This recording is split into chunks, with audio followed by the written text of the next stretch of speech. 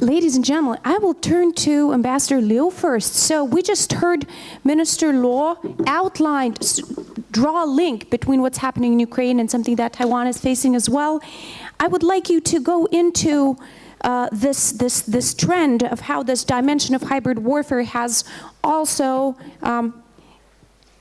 been perceived in Taiwan, and how has the Taiwanese government been coping with it? You might even use the podium just for a very brief. Please do.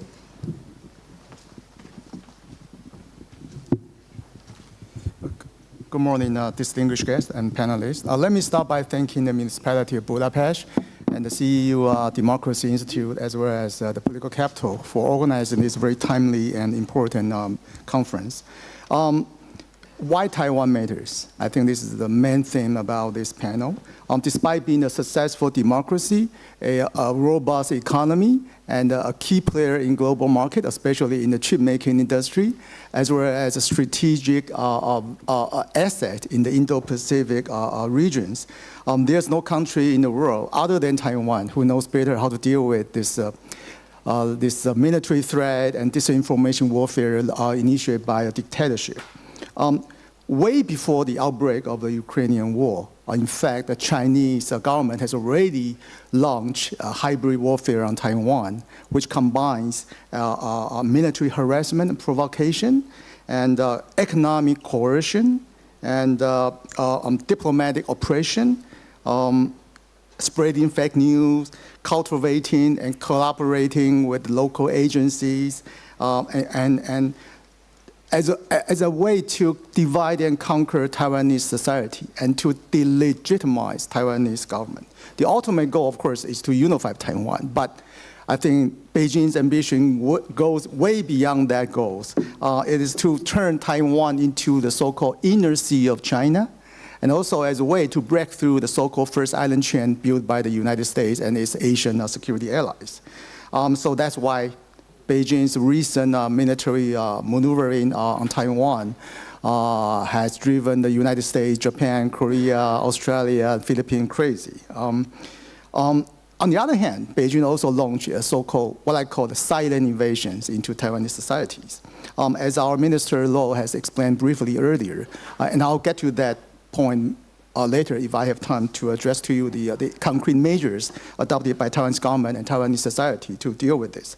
On the military side, I just want to share with you that even before the outbreak of the Ukrainian war, in the year of 2022, every month, this is according to the latest information shared by our Taiwan's Ministry of National Defense, every month, last year, every month, the People's Liberation Army launched more than 280 times, one month last year, to penetrate into Taiwan's air defense identification zone and also the middle line of the Taiwan Strait. This year, 2023, the number goes up to 380 times per month. And just on September 18, one day, Beijing's Air Force has penetrated the middle line of Taiwan Strait and Taiwan's ADIZ for more than 100 times per day. So things get worse even after the Ukrainian wars. And this is the daily life of Taiwanese people. Taiwan is a free society, democratic society, but people are under this constant and daily military and security threat from China. The international response to the Ukrainian war further consolidate Taiwan's strategic position in the Indo-Pacific and global market. So US President Joe Biden said 4 times in public that if China attacks Taiwan, the US will come to Taiwan's help militarily. And Taiwan had received more than just bipartisan support from the US Congress and Senate, but also more and more countries and also international organizations, G20, G7, and even European Commission, European Parliament have all come up with some statements or resolution highlight the importance of maintaining peace and stability across Taiwan Straits. I don't think they are pointing their finger at Taiwan. Taiwan is not a troublemaker. Troublemaker is from the other side of Taiwan Straits. Una asks a very good question. What is the perception of Taiwanese peoples on this daily and constant security threat from the other side of Taiwan Strait? According to the latest polling in Taiwan, 60%, 60% of Taiwanese people expressing their willingness to defend Taiwan if China attacks the island country. And also, according to the latest polling, it just came out 2 days ago, by the Eurasia Group Foundation in the US. They survey the average American people about, do you support the US government to use force to assist Taiwan if China attacks Taiwan? Again, 60%. 60% of Taiwanese people, according to the Eurasia Group's most recent polling, saying that they will be supported for the US government to use military ways to assist Taiwan if China unilaterally launched the war. So, again, Taiwan has a lot to share with like-minded partners in these areas. And we will go into more details, and hopefully later I'll have the opportunity to share with you some of the concrete measures. Let me stop here. Thank you. Thank you so much. This is a perfect springboard into András's topic, and I know you've been researching this, so I turn to you with a question. How do security studies academics conceptualize this potential, China-related threat escalation to Taiwan, something that His Excellency was also just outlining now, and how do you see it? You have 5 minutes. Thank you very much, Una, and thank you for the opportunity to speak here. I would like to follow on with one mention to the ambassador's remarks that we also had a very interesting opinion poll survey in Hungary during the summer, and they asked a lot of questions. It was done by Policy Solutions, and some of the questions pinpointed issues, for example, such as what to do in case something happens in the Taiwan Strait, how would the Hungarian public react to this, or what were their preferences? And I'm sad to say that the Hungarian public is quite on the opposite side of the spectrum, and I think we can think about why. But to answer your question, most body of security studies literature and also policy analysis usually categorizes any potential for escalation into 3 large groups. The highest end of the spectrum is a full-scale invasion. Somewhere in between is a Chinese attack to grab outlying Taiwanese islands or offshore islands. I personally think that the most vulnerable or the most significant one would be the Penku Islands. And the third, so the less escalatory one, would be some form of blockade, so infringing on Taiwanese territorial sovereignty without the actual grab of physical territory. We can see that in the last few years, increasing number of open source simulations, research, wargaming, documentation have been published. And the public is quite engaged with these researches. Fortunately, or I'm happy to say this, that there is a media and public debate on the results of such research. I'm less happy to see that, for example, here in Hungary, we see quite the misrepresentation of these researchers and the findings of these simulations. So, for example, last year there was a very comprehensive study done by CSIS on potential escalation in the Taiwan Strait, the involvement of the US. They did a wargaming number of iterations, and the main finding was that and usually this is the main finding of most of these research, that in the midterm, so between the 3 to 5 years period, conventional military steps by China would not necessarily be successful. So there's a high rate of failure on the Chinese side. Also, given what is the configuration of the research or the simulation, there are instances where any intervening contingency, so for example the United States or Japan, suffers high number of casualties. When I looked at how, for example, Hungarian media reported on this research, it was distorted in a way to mainly and only talk about Western or American casualties during a potential conflict. So even in non-government-aligned media, even in independent media, the story, the thing that would catch the eye of the reader would be how much any intervening contingency would lose. And I think this has the added effect that it creates a climate within the public that any sort of military support to Taiwan, which is a large part of the actual deterrent. So any sort of military support would be futile.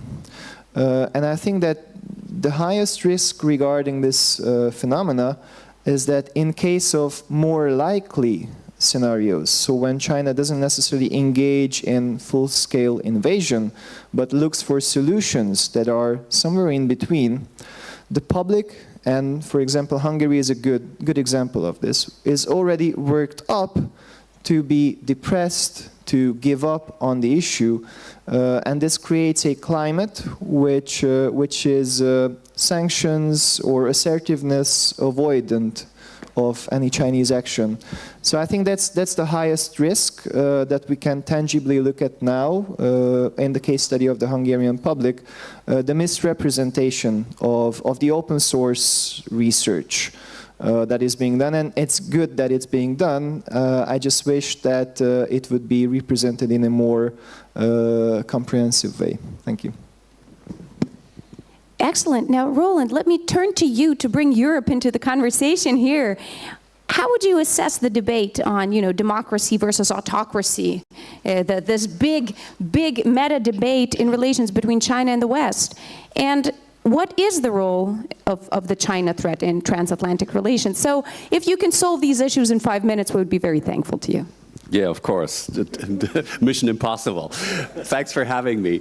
I will largely skip the second point. We can get back to transatlantic relations, but I will focus on the first one.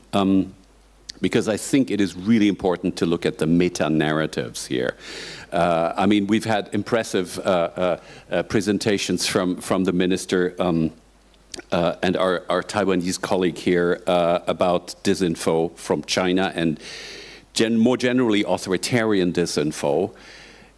I think it's worth to stop for a second and look at what is the big narrative behind that. What are actually autocrats telling us? They're telling us that, boys will be boys, great powers will be great powers, there have always been spheres of influence, people want stability, people don't want choice, really. That the idea of globally valid human rights and liberal democracy is an aberration. That was like as if we were hippies from the 1970s. What we have to recognize is that autocrats think they own the future. That the 21st century belongs to them. And in fact, when we accuse them, you're stuck in the 19th century, they take it as a compliment. Because they say that's how politics really works. And this is from, you discover elements of this from the Chinese Communist Party to Vladimir Putin to Donald Trump to Prime Minister Orban in this country. It's always what Tim Snyder calls the politics of eternity, right? Is that the word ultimately moves, history moves in circles, and we always remain the same. Now, the other end of the spectrum is what Tim Snyder calls the politics of inevitability. In other words, there is one teleological movement to a different state of things. So, out of necessity, humanity evolves to something else. Now, I would answer to both of these points, actually, with Ronald Reagan, who said that freedom is a fragile thing, and it is never more than a generation away from extinction. So yes, we can build a better world, and we have done so in the past, but this is no thing to take for granted. We have to defend it every day. And that brings me now to supporting Taiwan and the notion, which is hotly debated these days in the West, should we speak of a global confrontation between democracy and autocracy? I would just quote one op-ed, one essay actually, of the end of 2021 by Anne Applebaum, "The Bad Guys Are Winning." Excellent reading about autocracy incorporated and how the new wave of autocrats in the 21st century not only prop up each other in very existential ways, financially, technologically, militarily, but they also jointly undermine democracy because they define democracy by its very essence as an existential threat to their rule. And here we have the basic conflict. Now, does that mean that we divide the world into black and white, good and evil, liberal democracies and autocracies? No. I think there are, of course, nuances. One of the accusations against the democracy versus autocracy notion, of course, is that, hey, the West doesn't exist. You know, I mean, we have autocratic tendencies in the middle of the West, right here in this country, but also in other EU member states. We've got many regimes in the so-called global South that do not completely fit into this autocracy versus democracy mold. And yet, therefore, I would define the global West, not geographically speaking, but the global West, as a system of concentric circles, where in the middle you have liberal democracies, which are sometimes challenged from within, as in this country. But I mean, maybe we should even move away from naming countries and saying the core of this whole system is the global solidarity of democrats. These are people. These are civil societies. These are organizations, associations of people that have a common mindset. And on the other hand, you have autocracies that definitely threaten democratic systems. And then a lot in between. And democrats need to cooperate even with some autocracies as long as they don't undermine the West. Well, so much for my model of concentric circles, which needs to resist the authoritarian threat that expresses itself in both disinfo, but also direct kinetic, as it goes, kinetic violence, as we've seen over the past couple of days. And this should be the background to the discussion about how we support Taiwan as a democracy against the authoritarian threat that it faces.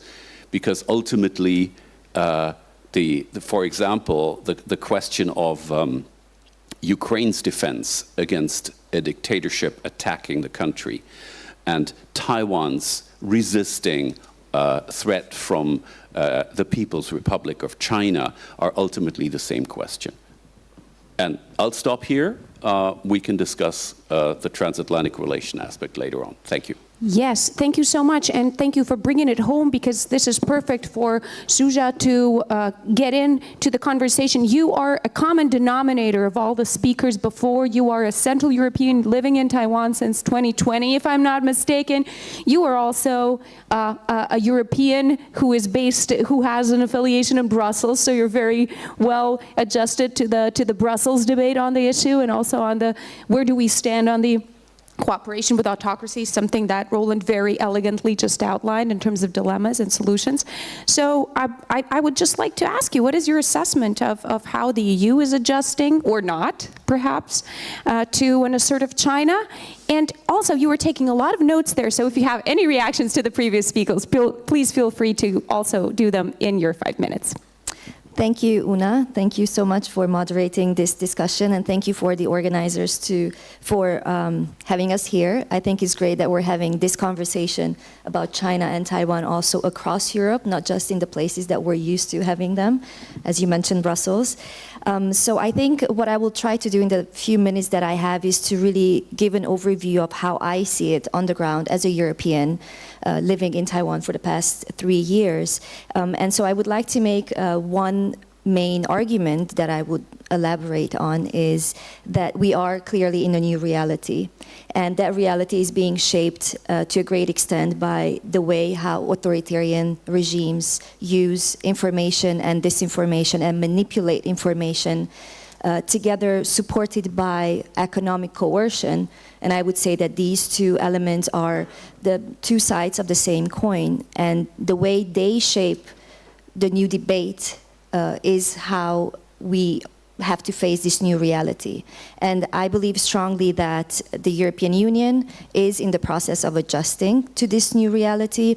And this is perhaps the first positive message that I would have, that I can confidently say. And I think we can observe, and this is what I've been observing inside Taiwan, that the EU is adjusting. Now that means, in my view, that we are building up a defense against authoritarian threats, both in the political and in the economic field. So that means de-risking. Perhaps this is not a term that everyone likes, but I think it is important because it sort of captures what we're trying to do, is to reduce dependencies in strategic areas that we are too vulnerable and exposed to China, but also to the China-Russia strategic cooperation that we've seen build up even more since Russia's renewed aggression against Ukraine. So we have defensive tools, and we're working on that tool set. But we also need to be mindful that I think the most important thing that we should be doing going forward is to strengthen alliances.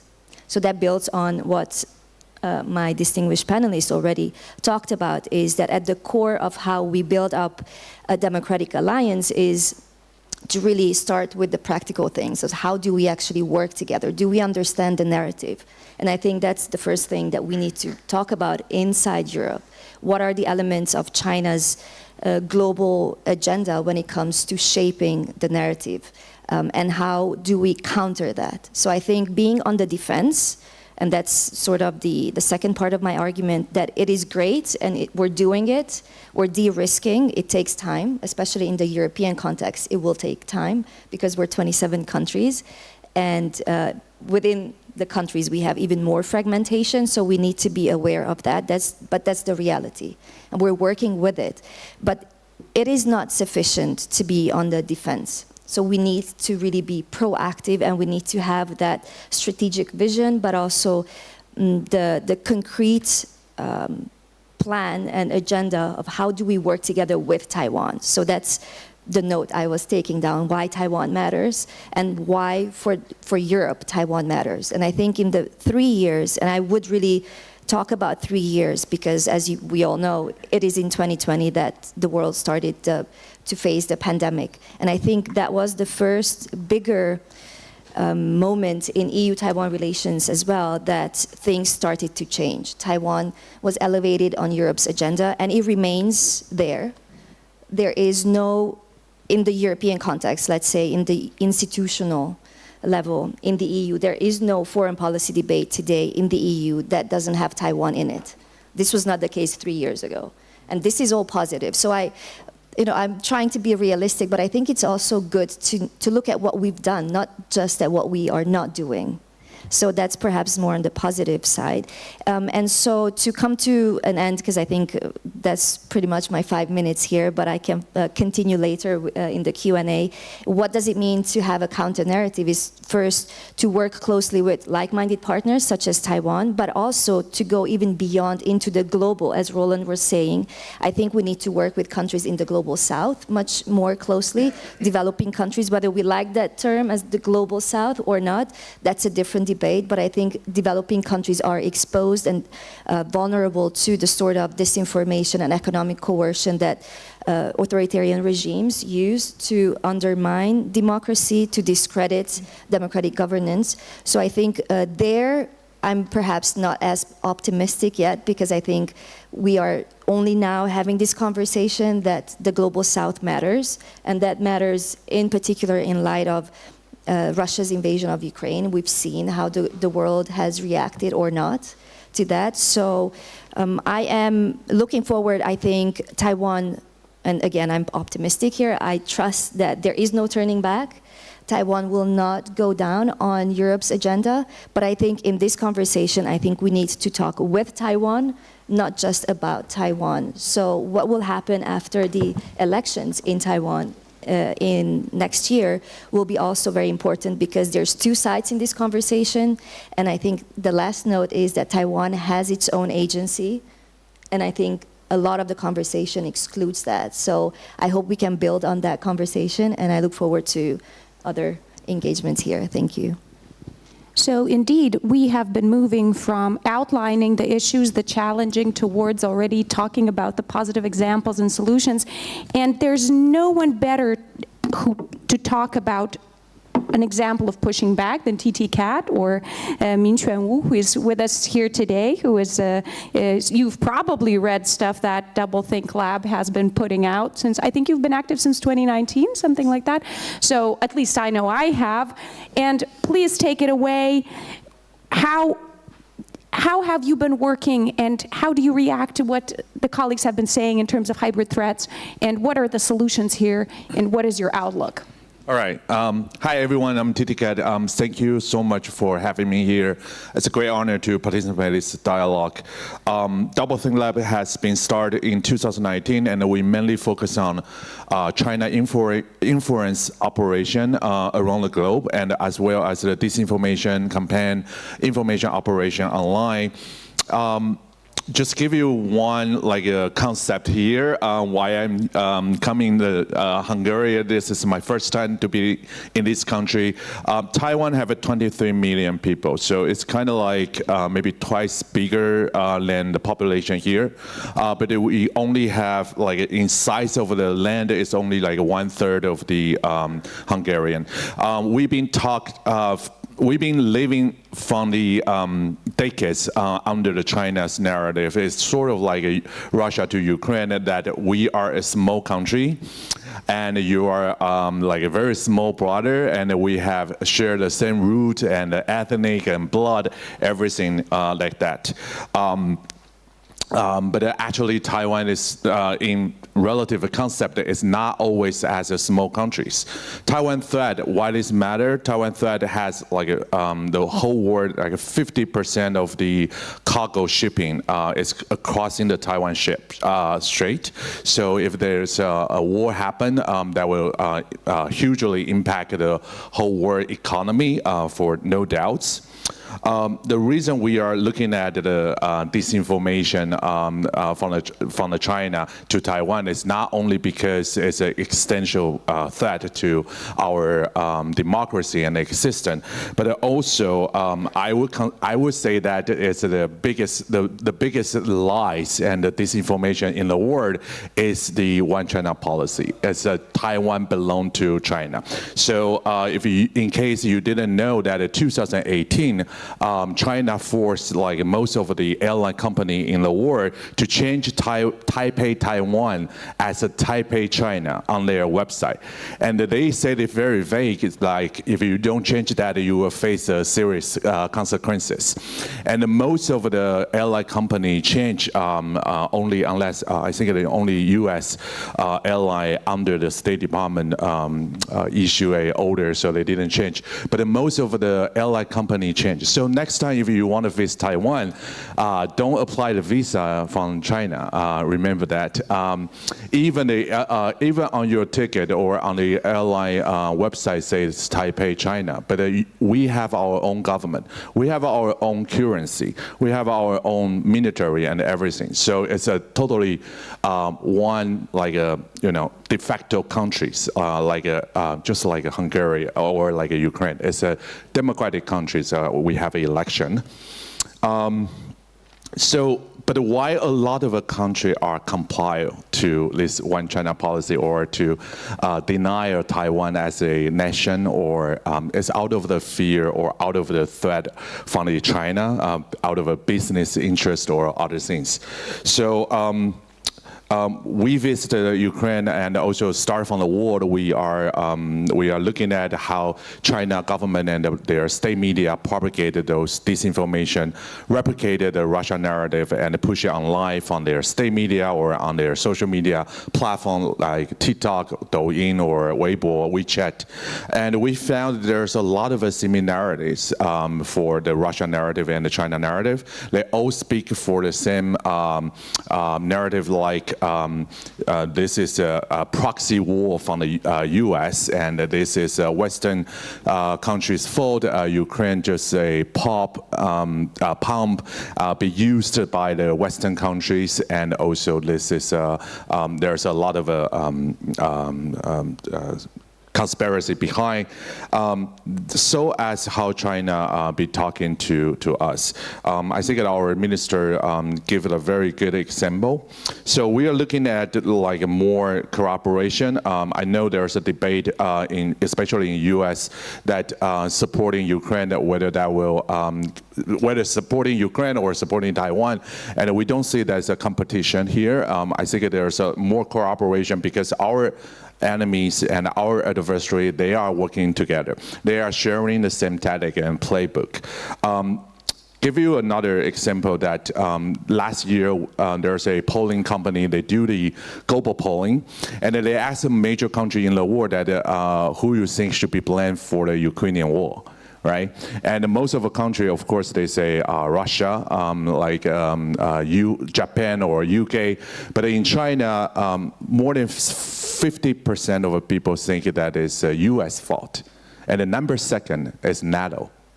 They think the Russian, like very few people think it is Russia's fault or Ukrainian fault, right? So you can imagine that assuming that those propaganda from Russia, they are not only propagating in Russian or Ukraine, but also here, also in Turkey or Germany or other places. So you can assume that when something happens from China, they probably adopting the synthetic. They will talk to you guys like, well, Taiwan is not that innocent. It's a U.S. fault, right? So it's U.S. is behind. This has nothing to do with the EU. If you watch closely, like Mahone, he also stated that a few months ago that this is not a European problem, like Taiwan. So. I would say, in the end, I would say that for the solution. So we are looking at not like a fact-checking initiative. We work with a lot of a fact-checking initiative, but we are looking at the behavior, like a cyber troop, how they do the information operation, how they use a fake account or certain tactic to create this illusion that a lot of people actually care or have this share the same narrative online. So. I think a lot of international organizations right now is talking about the propaganda in the wartime as a weapon and how we define that. And I think essentially we are looking at the propaganda or any technique that is misleading people at scale and be used for their war as a weapon. And for assisting those propaganda, social media or new technology like generative AI has become a huge component here and huge actors here. And also like marketing industry. And those like social media, AI tech, and marketing industry could be certainly restricted by the certain policy. And the policy that should strengthen the education for the Jews and for people for the information integrity and so on. So for those kind of a policy is what we are interested to discover. And I'm looking forward for more discussion here. Thank you. Thank you. And now I think we have to start with the Q&A because there are so many threads here in the conversation to pull. We will be pooling the questions. Please raise your hand. And sir, thank you for getting the ball rolling. Petr Luňák from NATO. Many thanks. Fascinating, interventions. I was just wondering.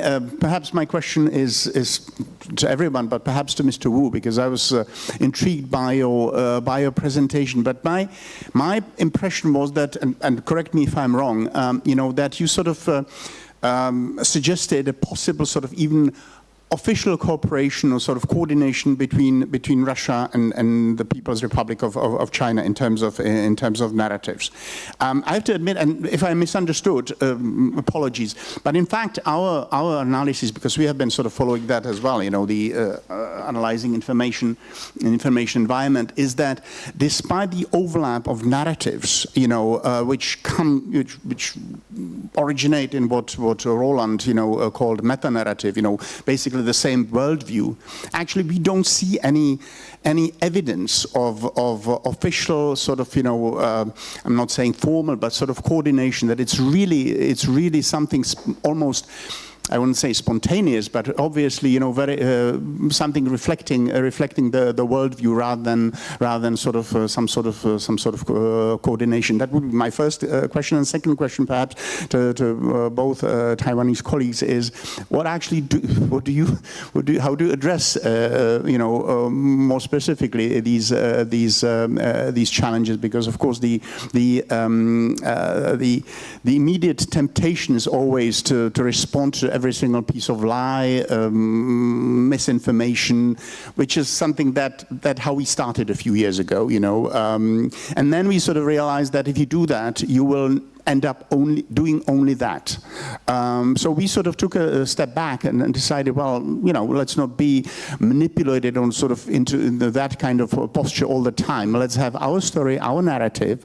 Let's follow and analyze the information environment, but let's not be sort of, you know, drawn into this constant debunking of lies and nonsense. Thank you. Thank you. I think I saw a hand there, gentleman in the green shirt.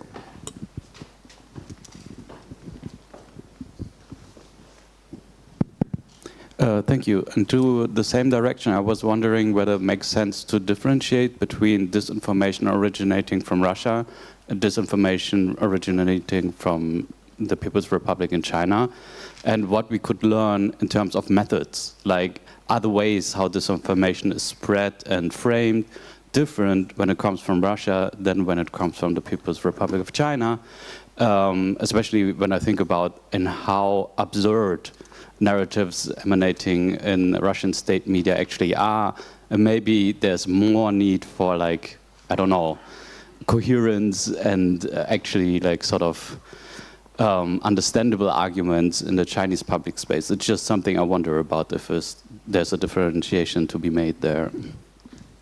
Thank you. Do we have more questions? Yes, sir. The gentleman in the third row. Third row. Hello. Okay, has the mic, has the first hand. This question is for His Excellency and Mr. Wu. We're talking over here about an incredibly profound national security issue in disinformation. And I'm wondering, have your governments, have your projects sought the cooperation of companies like Google, Facebook, Twitter, and to what extent are they transparent with you about the reach, you know, polarity, so on, of the data that they're looking at? Because we have a problem in the United States with this. We're not really seeing that, but in this particular case, it would seem as though there would certainly be grounds for collaboration. I'm just wondering whether you guys have any experience with that. Thank you. We're running out of time, but I do owe you a short question slot, nonetheless. Please. Thank you. Heinrich Kraft, András University. About the organization of the disinformation, we have a little idea how it's working in Russia with the troll factory, etc., etc. But how is it organized in China? Do you have an idea? Is it the PLA? Is it the state media? Who is behind it? How is it organized? Or are there many individuals, private companies involved as well? The organizers have just granted us a respite of an extra 15 minutes, which is great news because these questions are very, very much in depth. Now, let's close off the first round here and see how we do on time. I will start then with TT Cat, and because most of the questions have been addressed to you, but dear colleagues, please do not let that keep you from responding as well. Please. Right, so first, evident for the Russia and the PRC cooperation. So to start from the 2015, Russia Today signed an agreement with the major state media in China. So they start to sharing and translating each other's. There's one particular case that we found last year is in 2019, there's a story from the Russia media, small media, saying that a few Ukrainians went to the Hong Kong, and they are CIA-funded Ukrainian Nazi, and they started a whole rally in the Hong Kong. That bizarre story immediately translated by the Global Times and propagated start from the 2019. As the evidence that the U.S. is behind the Hong Kong protest.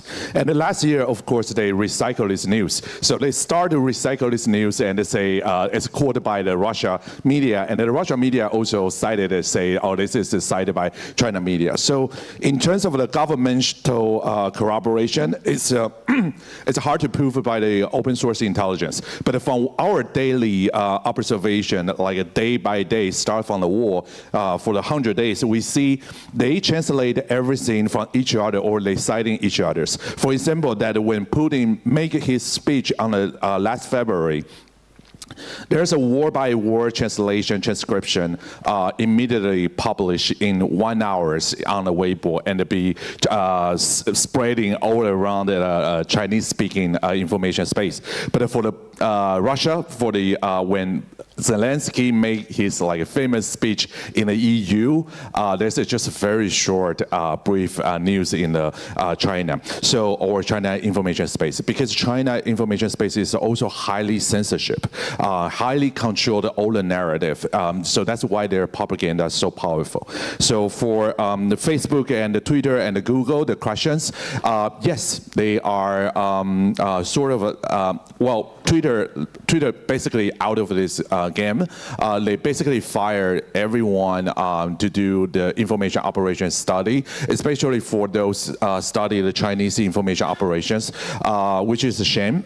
Then Google is keeping up, and Facebook is really I think in the context of the China information operation, they are really, really dedicated their resource to do such an investigation. Not to mention they hired the Ben Nemo from the Graphica, now become their head of the info security investigation team. Right, and then for the actors, for the adversary. So the adversary part is, we are talking about widely different actors. There's a business-driven or political-driven. A few years ago, we published a report, it's called Deafening Whisper. Our experts, our chairperson, they sort of map out the different actors and the motivation behind. Some is from the POA, yes, and some is from the different marketing firms or other sectors. So I would love to give one comparison. I grew up as an activist. Few years ago, I was the activist for anti-nuclear and affiliate with the Taiwan Green Party, and also the German. The first time I went to Berlin is hosted by the foundation here. In the whole nuclear argument, there is one particular argument I would like to compare, is that we all know that the radiation can damage your cell and to cause the cancer if you put that on the lab.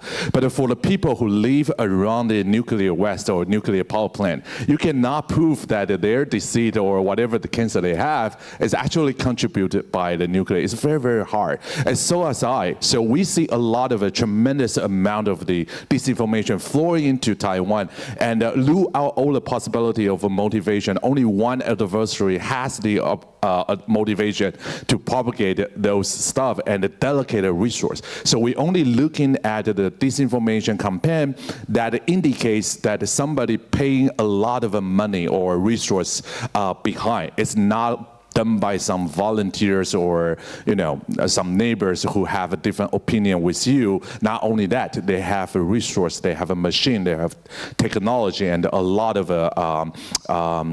actors there. So we've been looking at that, but unfortunately, to prove that which disinformation is actually attributed from the POA or from another department is nearly impossible from our space. Yes.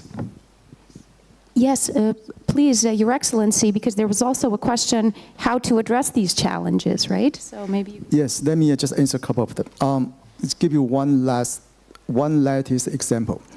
Just a couple of weeks ago, one Taiwanese newspaper did a scoop saying that the US government and Taiwan government are cooperating in developing biochemical weapon. Okay? And of course, our government denied that. And then the newspaper ended up apologizing to its readers for not verifying the source of this news. So it was a fake news. However, you know, what the Chinese intention in Taiwan to spread in those fake news has become more of a what I call one-stop production line. So one specific newspaper spreading out this fake news, and then the pro-China politicians or media in Taiwan, they pick up that subject and keep fanning the flame. And then the third stage goes back to Chinese media, saying that, see, the current Taiwan government and US government are working together to develop biochemical weapon to the Chinese people and Taiwanese people. So this is a classical one. Another example, again, this is from some agents, Chinese supported agency in Taiwan, saying that if China attacks Taiwan, the US government will blow up the TSMC, Taiwan Telecommunication Semiconductor Manufacturing Company, one of the world's biggest chip making company. They keep their most advanced technology in Taiwan. So the fake news goes like, okay, if China attacks Taiwan, US will blow up the TSMC to avoid TSMC falling into China's hand, which of course prove, again, is a total fake news. So those examples, I mean, going back to the young gentleman's earlier questions, of course, Russian disinformation, misinformation are slightly different from Chinese one, but they are learning from each other.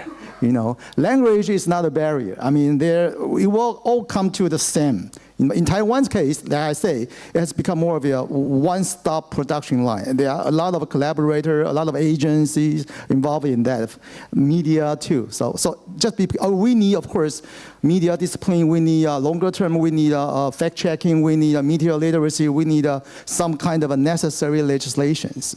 I just wanted to add up one point raised by András earlier. It's very, very important. I just read a recent polling conducted by the GLOBSEC based in Bratislava recently. It was more about a V4 country. How our V4 people perceive China and Taiwan? And there are two findings that are very interesting to me. One is that apparently there is a huge lack of understanding among V4 countries and their people on Taiwan. Czechia is better. I mean, more than 50% of the people in Czechia, they know about Taiwan. In Hungary, it's like 33, 34. In Poland and Slovakia, the number are, again, less than 40%. Which means, this is my job here, is to hopefully to make more Hungarian people know about Taiwan. Another question is about Chinese leader Xi Jinping. Again, in Hungary, despite how close Hungary's relationship is with China, only like 30-some% of Hungarian people know about Xi Jinping, the dictatorship. Which is interesting, right? So, and also another question about how people in V4 countries perceive a possible war in Taiwan Straits. Again, I have to say it clearly, and I also wanted to remind you of what the late Japanese Prime Minister Shinzo Abe said. A Taiwan contingency is a Japan contingency. He was referring to a possible Chinese military attack on Taiwan and its disastrous impact on Japan. I would say that a Taiwan contingency is more than just a Japan contingency.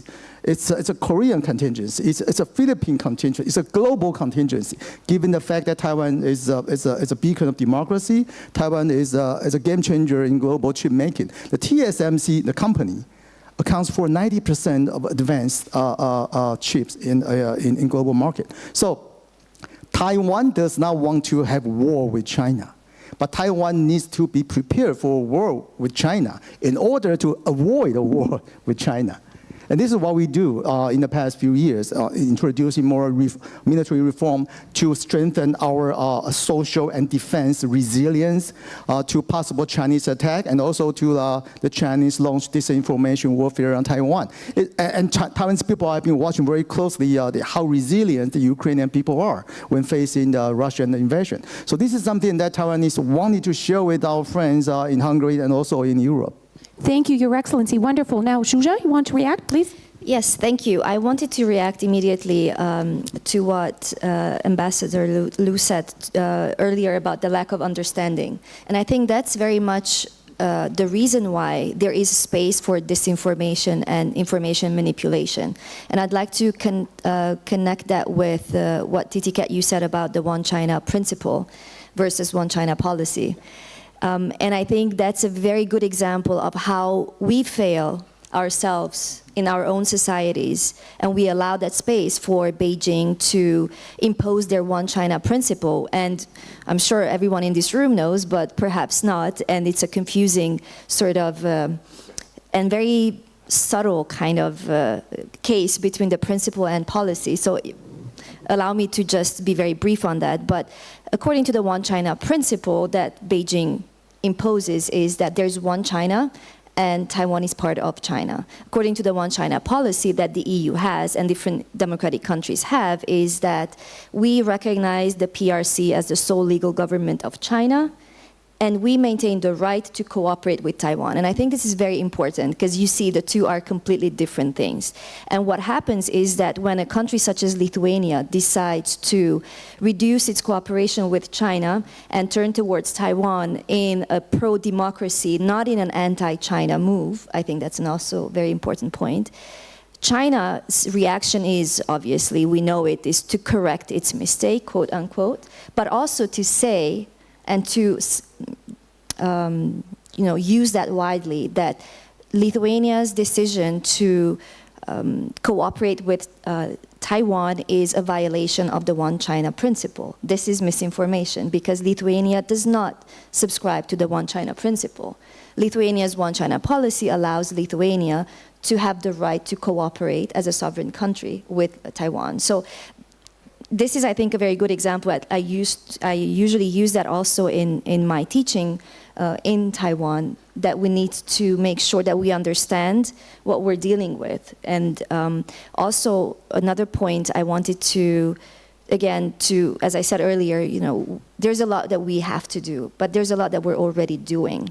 And I also want to turn again to what we're doing in terms of the European Union. We have, since 2015, the External Action Service is work on understanding, debunking, excuse me, and preparing against disinformation in the StratCom, the Strategic Communication Department and unit. We also have a China team, and they do excellent work. And again, because I'm based in Taiwan, actually I do use that material in my teaching as teaching material to debunk the myths on Russia, Ukraine to a Taiwanese audience. And that's where I link, again, that a Taiwanese contingency is a Japanese and global contingency. I think we really need to approach it from this perspective. So I'll stop here. Thanks. Thank you. András, would you like to pick up on some of those points and questions? Yes, thank you. Just two very short comments. I'm not a research expert on comparative disinformation. My expertise is in security studies, but I can tell what I see in the Hungarian media sphere. And I think, at least based on this case study, we should highlight that there is a difference in style on Russian disinformation and Chinese, I would call it, narratives.